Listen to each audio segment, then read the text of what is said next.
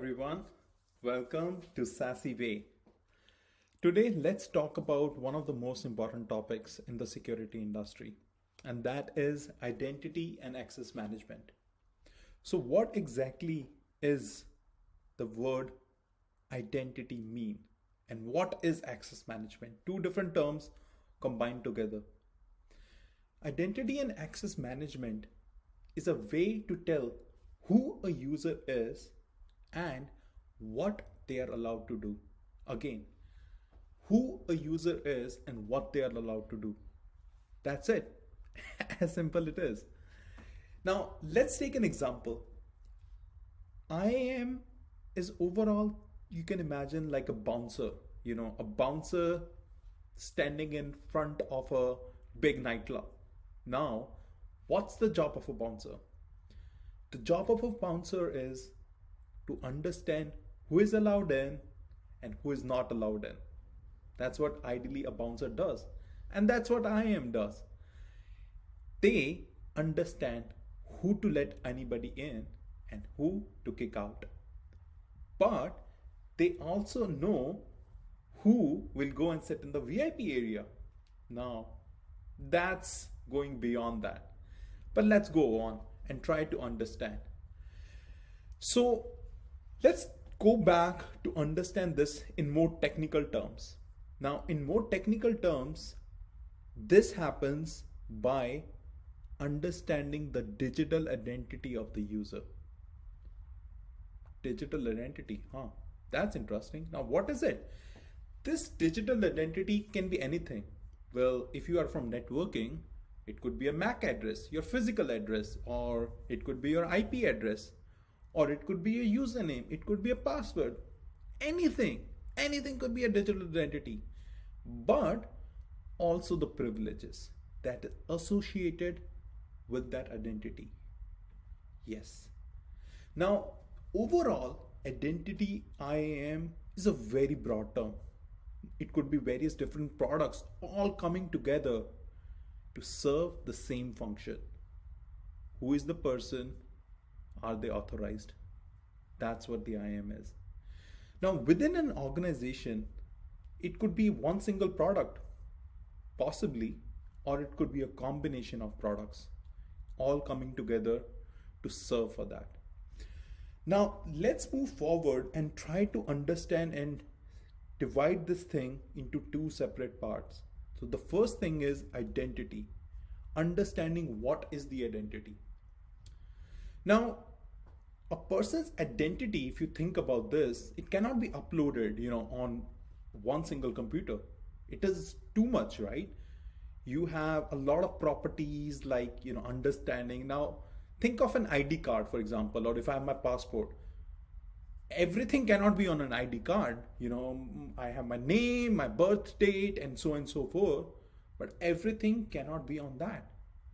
Similarly, all my personal characteristics, my black hair, that's not on an identity card. Yes, maybe my photo is, but you have to match that ID card to the person's identity.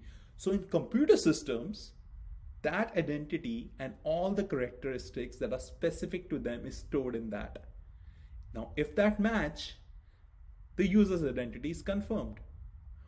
All these characteristics come together to form what we call the authentication factors. Yes, because they help us to authenticate who we say who we are, right? So let's talk about these authentication factors that forms the identity. There are three of them. Something that the user knows, something that the user has, and something the user is. Interesting. So let's go and understand. Something the user knows. Now, what does it mean? Well, if I'm a person, if I'm trying to log into my email, I'll probably go in there, add my email address, my password. I know that stuff because that's me. My username and password combination is what I know about it. I can go and log into my email account. Now, if somebody goes in there and uses my email, but they should also know my password, If they don't know it, they won't be successful. So that is something the user knows. That's one. Not everything, just one. The second, something the user has. Now, what does that mean?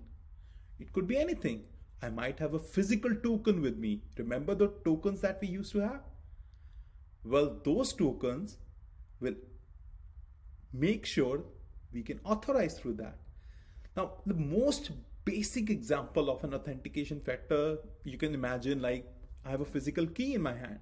If I have to enter and go to somebody's home, I need to have that key.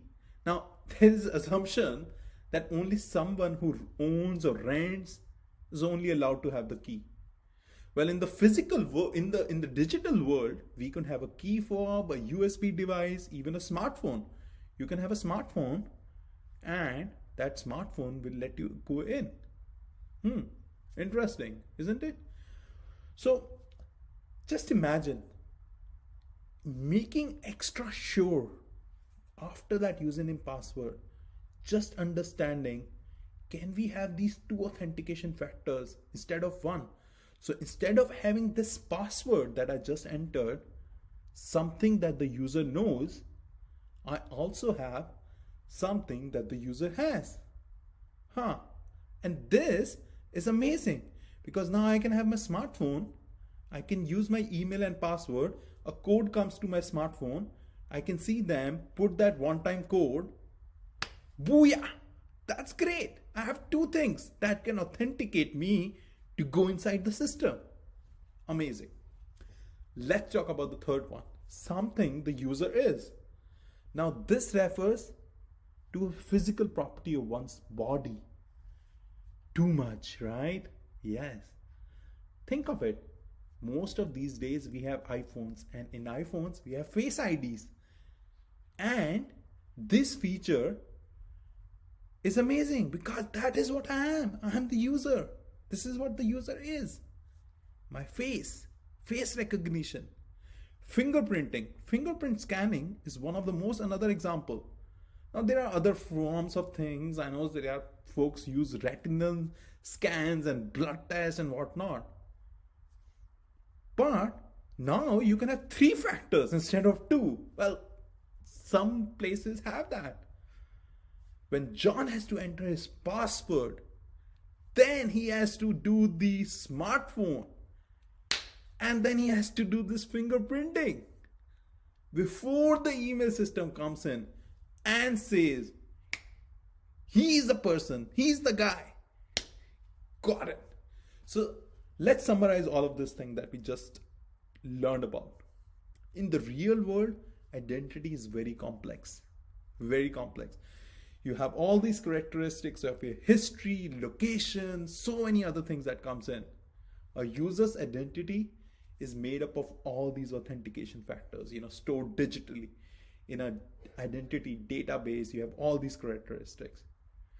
Making sure all the bad guys out there trying to impersonate the real person out there.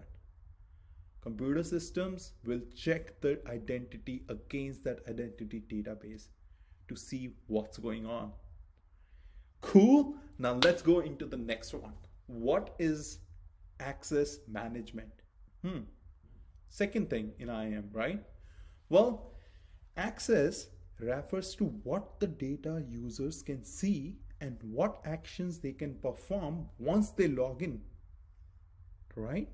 Again, access refers not only entering in, but after entering, what data a user can see and what actions can they perform.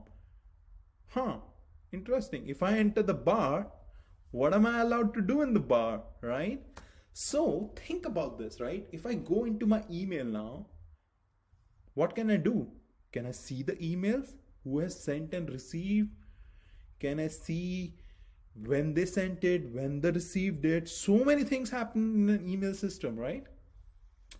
Think about this. Now, once that user's identity is verified, doesn't mean that they can do everything, right? They should be only allowed to do the access that they are given the privileges to do it. A low level employee in the company might not have access to every corporate email account. Maybe they should not be able to access their payroll systems or some confidential HR information. Probably not. This access management is the process of us controlling and tracking the access of a user. Each user will have certain privileges, within that system based upon their needs and their identity. And that's where the term access management comes in. We can view the records, update the records, making sure they get access to their email account according to their identity. That's what access management is. So these two terms, identity and access management, becomes really critical for us to go into the systems and understand what we are allowed to do, what we are authorized to do. This is a big topic. There's so many things. We'll keep on covering this in the next videos ahead. If you like this video, please like it, please share it, and I hope you have a wonderful day. See ya. Take care. Bye-bye.